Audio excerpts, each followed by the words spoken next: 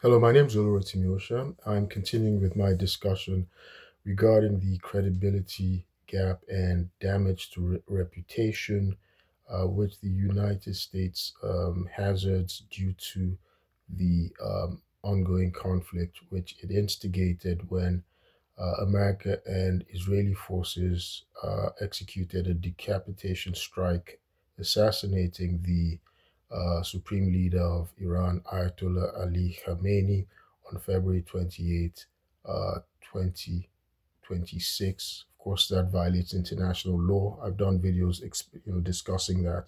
Right now, what I want to do is discuss, the information wars, right? So there's a lot of misinformation, disinformation, exacerbated by this world, this new world of AI, artificial intelligence, in which voice and images can be generated and manipulated. Um, Social media, of course, is helpful in that we can receive independent journalism. In fact, there's several people from my school. There's somebody who was actually my classmate, and I was actually in trial with him. I'm in mock trial, which we have to do in law school, and he was my opponent when I was in law school. I remember, and he's doing very well as an independent journalist now. And he's my friend on social media. We're connected, so I get a lot of updates.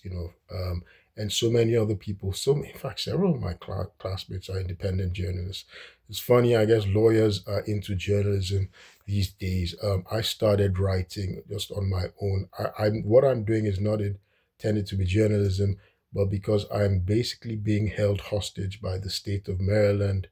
I've done videos discussing the false charges, and the malicious prosecution executed by John McCarthy of Maryland's Montgomery County State Attorney's Office in order to defame me, to discredit me, and to attempt to blackmail and extort me.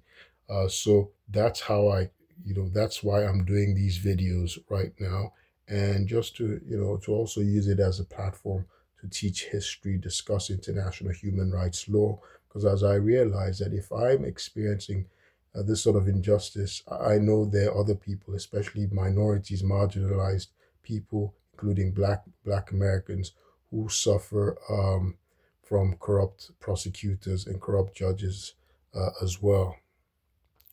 So, what I want to discuss right now is uh, the information, the distortion in information, and the silencing of journalists. I recently learned that, the United Arab Emirates, the UAE, arrested a British tourist, a 60-year-old British tourist, for taking pictures. So apparently of the ongoing conflict and damage to bombing sites, or damages to uh, infrastructure in UAE, United Arab Emirates, right? So UAE has a law that bans um, taking photos and you know reports on um, ongoing conflicts and things, the war and things like that in UAE, because it says that it could be damaging to security, and because these GCC nations, right, which UAE is included, um, are sites of major tourism, right? They're the second biggest revenue generator, apart from the massive oil.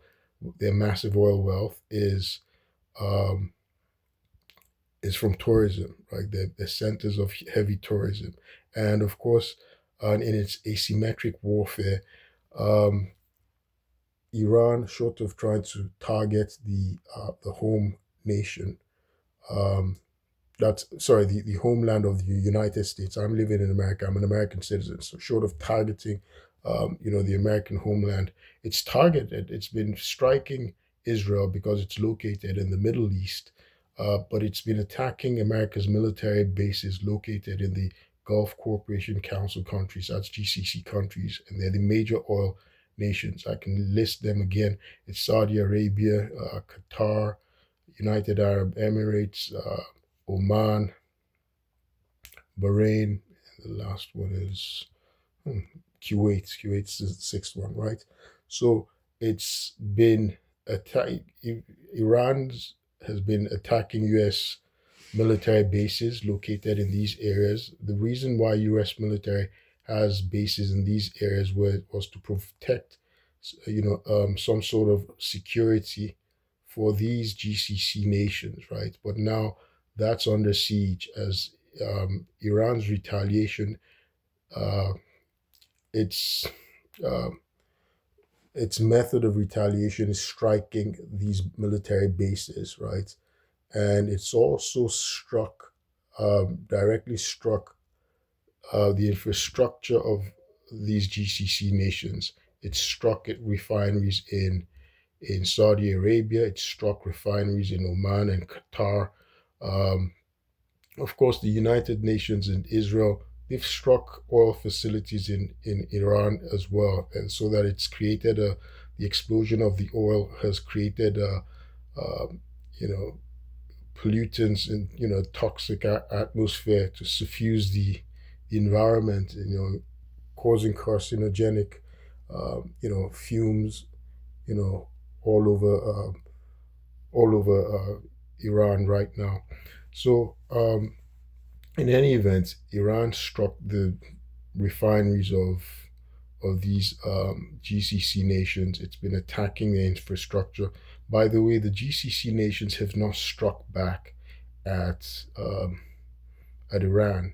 In fact, some of their leaders, including an Emirati billionaire, have actually criticized America. Somebody wrote an open letter criticizing President Trump, saying, how could he have gotten into instigated a war without consulting the nations, the GCC nations, and because they're in danger. They've actually lost lives. I didn't mention that apart from the casualties by the main participants, but that's uh, Iran, Israel, United States, of course, and Lebanon. In Lebanon, Hezbollah. GCC nations have also lost casualties, but several people have died of the United Arab Emirates and Saudi Arabia. They've lost about 20 lives and many more injured. So, and also Iran actually struck, they sent a drone to, it hit the uh, Dubai International Airport, which is a major, again, these areas are major tourism spots, right? In fact, the reason why the UAE has this law is because it doesn't want um, negative information, adverse information to repel, stars, influencers who like to come to the UAE, right? It's a destination spot, for a lot of influencers, and so this British man, 60-year-old British man, was arrested for taking photos of the conflict, of the damages, bomb strikes that occurred in the UAE, and the penalties are steep. It's $4,000, and you could do 2 years in prison, 2 years of imprisonment, and deportation after the imprisonment. So um, Israel also has a ban on uh, you know taking photos and reporting on the strikes, on bombings in the and bombings of infrastructure. Again, it also says for security reasons, and this ends up leading to underreporting or disinformation or misinformation or false reporting, and that increases, it exacerbates the credibility gap if the public doesn't know um, the extent of the casualties that the parties are suffering, right? Um, and of course, I think the public has a right to know because um, in the U.S., right, it's taxpayer money that funds the war, and it's the citizenry that put their lives at stake, and or the lives of their loved ones, right? Our friends, our neighbors who go to war. So the public has a right to have reliable information when there's this ongoing uh, conflict. Now, again, uh, apart from information that was released that the Strait of Hormuz will remain closed as ordered by the new Iranian Supreme Leader Mojtaba Khomeini. Um, I understand that there were some ships that were bombed or sunk in the Strait of Hormuz. Several tankers were bombed or something. It appears Saudi Arabia has actually uh, uh, done a makeshift, right? A makeshift, a workaround, and they will take a roundabout, more circuitous way, avoiding the Strait of Hormuz to deliver their oil tankers, right? They would be using they'll be using a back door. That's the Strait uh, of Bab el Mandab, right? It's a Strait of Bab el Mandab, which passes through that passageway of the Djibouti. America has a military base in Djibouti. It will pass through, and of course, it's adjacent um, to Somalia as well. So that's a longer route, but it provides a temporary expedient, right? Uh, where the Strait of Hormuz is has all the hazards of bombing and mines, and it's currently closed and it's under siege. So now, regarding this credibility gap again, uh, we don't know what the numbers are, the real numbers, right? The fact that there's been the carpet bombing of Iran and several people have died. Um, Several people, war hawks on the American side have tried to, use it to tout America's success, right? Again, I talked about how the Vietnamese lost more lives, the communist forces lost more lives than America, right, at a ratio of 3-1 or even 4-1. But that's four communist and Vietnamese lives for every American life and their allies, right? For every American life that was lost. But without a doubt, America ended up losing that war, the war of attrition. America left. Its goals weren't met. America was unsuccessful in that war. It was a war of attrition. It's called America's worst war. It was an undeclared war. It was war regardless. It went on for about 20 years, from 1955 approximately to 1975. So,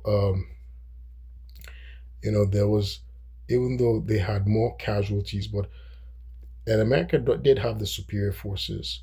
But an analogy I want to make, um, I like to use boxing, and a perfect analogy is the fight between Muhammad Ali and Cassius Clay. So I call the same person. Fight between Muhammad Ali, who's Cassius Clay, who was Cassius Clay versus George Foreman. I think this was probably 1974. It was after Muhammad Ali had been banned, he'd been stripped of his title during the Vietnam War, when he refused to go and fight in the Vietnam War. Now, Muhammad Ali was sort of rusty. He was older. He was 32 years old. He was 7 years older than George Foreman. George Foreman was the most powerful heavyweight America had ever witnessed. We'd never seen a stronger heavyweight, right? He was very powerful, very formidable. His blows, he beat Joe Frazier like a boy, like a child, right? Joe Frazier was actually running from him, and Joe Frazier had been Ali's toughest opponent. Joe Frazier had beaten Ali at some point, right?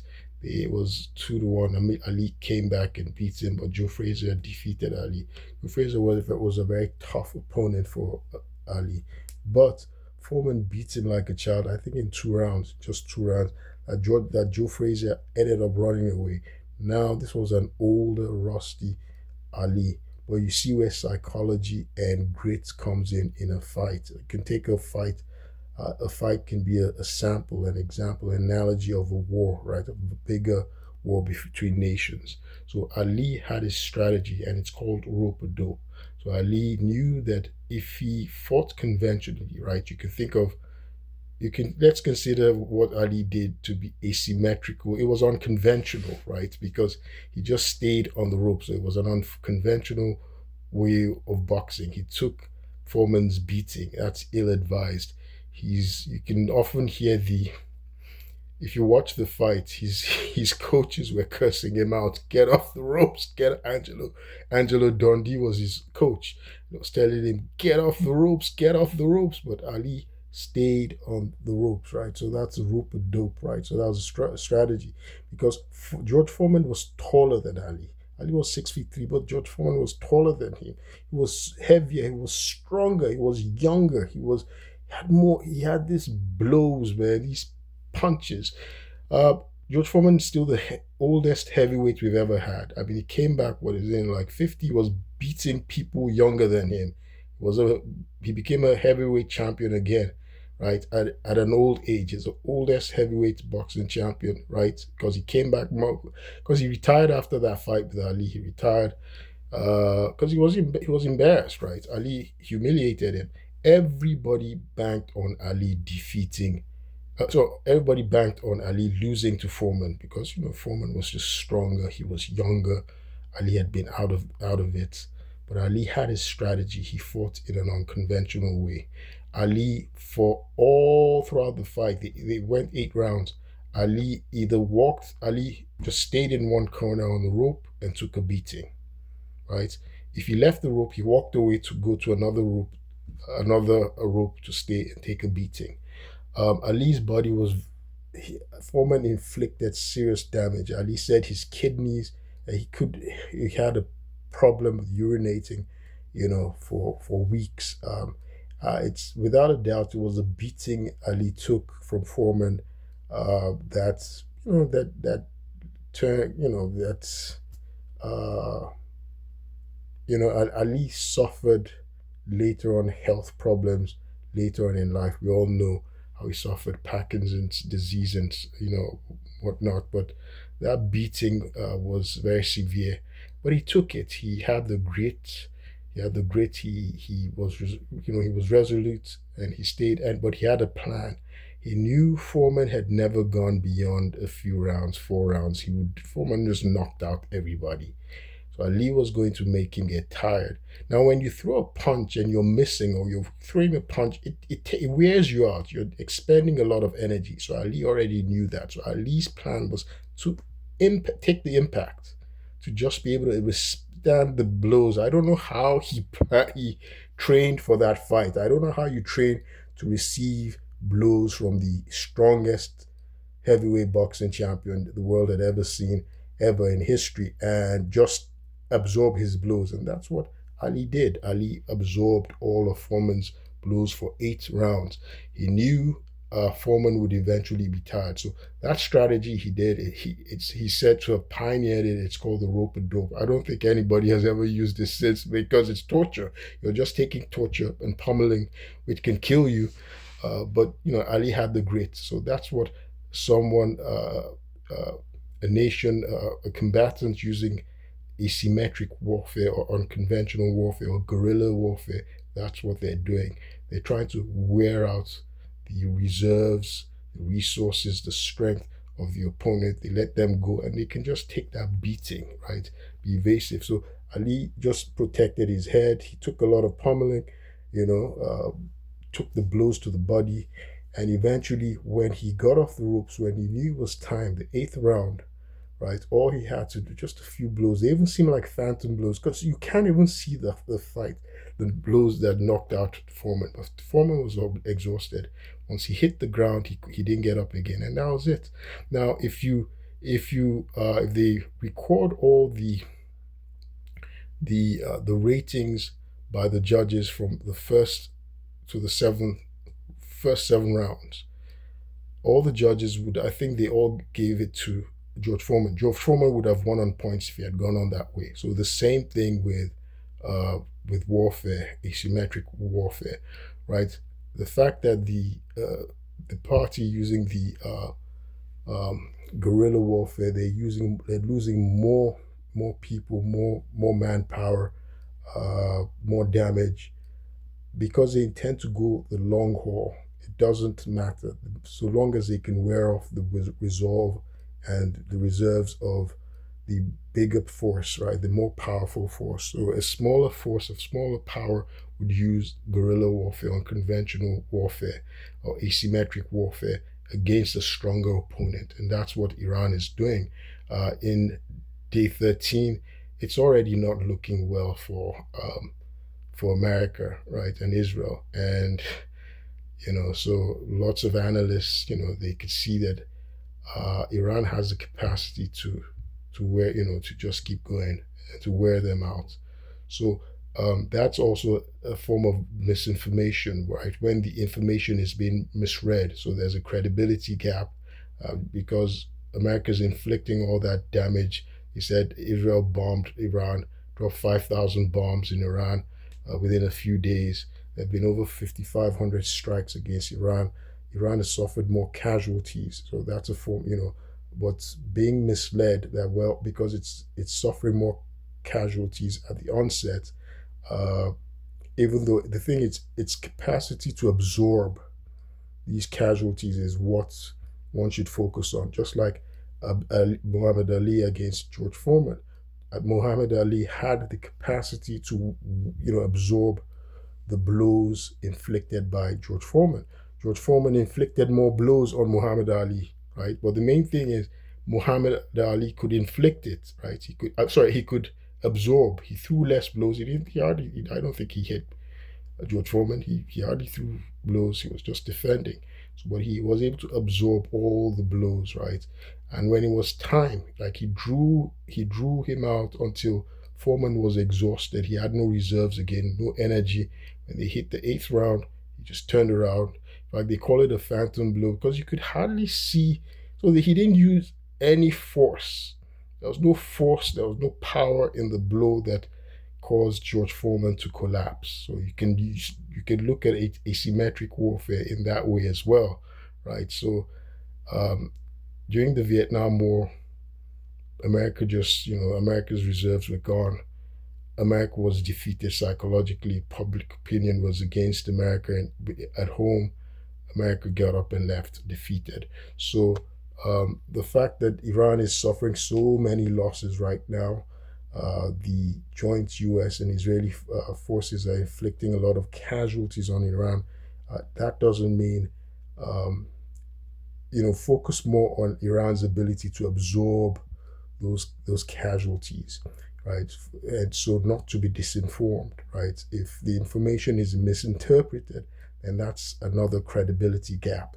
That's misinformation. So Iran's ability to adapt and absorb uh, those uh, those bombings, right? That's what should be focused on, right? In the dissemination of the casualties that are escalating in the wars in the conflict. Now, one of the other things that's damaged the credibility of the U.S. is the bombing of um, the Menab school, the elementary school, girls' elementary school in Menab, where it said about between 150 and 175 uh, schoolgirls were killed in a bomb. Now, reporters identified the missile that hit that school as a Tomahawk, and it's a U.S. Tomahawk. Um, However, for some reason, President Trump said, well, maybe it wasn't America, it was probably Iran. It was Iran that hit the school, right? So um, it's so sad, that little girls, their collateral damage, um, you know, wars should avoid uh, afflicting civilian populations. But that's a collateral damage in war, and it's unfortunate that these little girls, their lives should have been snuffed out so grotesquely. They've done nothing to deserve it, but nobody is able to take responsibility. And it seems blithely that America, our president, is blithely saying, well, that it was Iran that was responsible, that they were the ones who bombed. And so we don't, even though there's no evidence that demonstrates that Iran hit that school. It's bizarre because it was a tomahawk. Now, when the reporter pressed the president, they asked him why he thinks so. He said, well, that America sells the tomahawk to different countries as well. Other countries have the tomahawk, so somehow that, maybe it ended up in Iran's possession. Well, but it's the U.S. that uses that tomahawk, and they asked him. Well, he said he doesn't know, sort of blithely, that, well, he would know. He doesn't know these. He doesn't have enough information, right? Um, but so that's another thing, escalating, exacerbating that credibility gap.